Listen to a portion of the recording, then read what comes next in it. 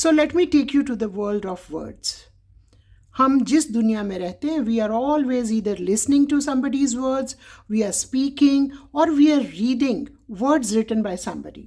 So in a way, we are all living in a world of words. लेकिन परेशानी क्या है, हम उनको समझ नहीं पाते हैं और ग्रामर ने हमें बिल्कुल एक डर वाला माहौल दे दिया है. Whole language can be divided into 8 parts only.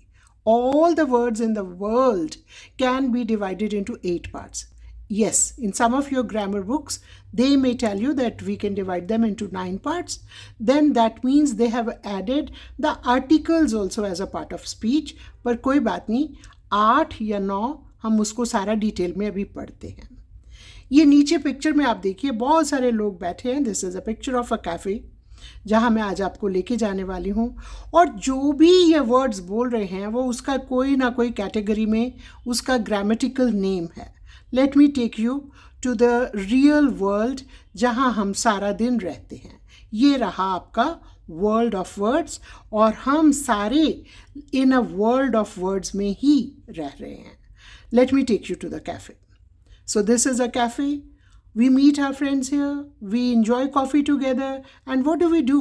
We communicate. We generally use these kind of sentences. I have an important conference at work tomorrow, so I'm rather busy. Oh, would you like to come to our party on Saturday? So ये सारे जितने भी words हैं इन सारे words में 8 parts में divide किया जा सकता है जो आज का हमारा मेन टॉपिक है. So let me explain you one by one. So what is a noun? A noun is something we can see, hear or touch. Those all are naming words. Anything. Thing से मतलब कोई भी चीज़ और जो कोई किसी भी चीज़ का नाम बताए that is called a noun in English. Now here we are going to meet the Mrs. Verb. Mrs. Verb यानी कि घर की जो सबसे ज़्यादा busy और important person, Mrs. Verb. What does a verb do? A verb tells what action someone or something is doing or expresses a state of being. कोई भी doing word जिससे पता चले कोई action हो रहा है. So verb is something which tells about the action as well as about the state of being. Here comes the next part of the speech, that is pronoun. Pro word noun के आगे लगा है और pro word का मतलब ही होता है के लिए. प्रो उसका मतलब है के लिए.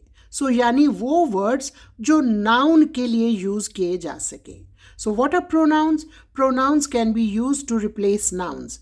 अगर आप एक ही वर्ड को किसी के नाम को बार बार यूज किए जाओगे तो वो मोनोटोनस हो जाता है. सो उसमें इंटरेस्ट ख़त्म हो जाता है. सो इसलिए प्रोनाउंस वर्ड्स जो हैं जो कि जनरली आपके ऐसे वर्ड्स होते हैं it, you, she, we, he, they etcetera. So ये सारे वर्ड्स किसी भी चीज़ या किसी भी नाउन के लिए यानी नेम के लिए रिप्लेसमेंट्स हैं ताकि वो मोनोटोनस ना बन जाए और रेपिटिशन ख़त्म हो जाए. So these are pronouns, this kind of words, it, you, she, we, they, he, etc. etc. So let us move to the next word which is adjectives. सबसे पहले प्लीज़ इसकी प्रोनाउंसिएशन चेक कीजिए. Rather मैं तो ये कहती हूँ कि ये जो इसमें स्पेलिंग्स में डी है इसके नीचे एक छोटी सी काटी लगा लीजिए यानी क्रॉस कर लीजिए बिकॉज दिस इज साइलेंट. बहुत सारे बच्चे मिस्टेक करते हैं एडजेक्टिव या कुछ ऐसा बोलते हैं. The better pronunciation is adjectives. So what are adjectives? An adjective describes a noun or a pronoun. It tells what kind, how many or which one. आपने एडजेक्टिव्स को हिंदी में विशेषण के नाम से. विशेषण क्या होते हैं? वो वर्ड्स जो किसी चीज़ की विशेषता बताएं. So that is all what adjectives are. They describe what? Nouns or pronouns. तो क्या बताते हैं उनके बारे में? What kind? कैसे हैं वो? How many? कितने हैं? Which one? कौन से वाले हैं? These, that, ऐसे.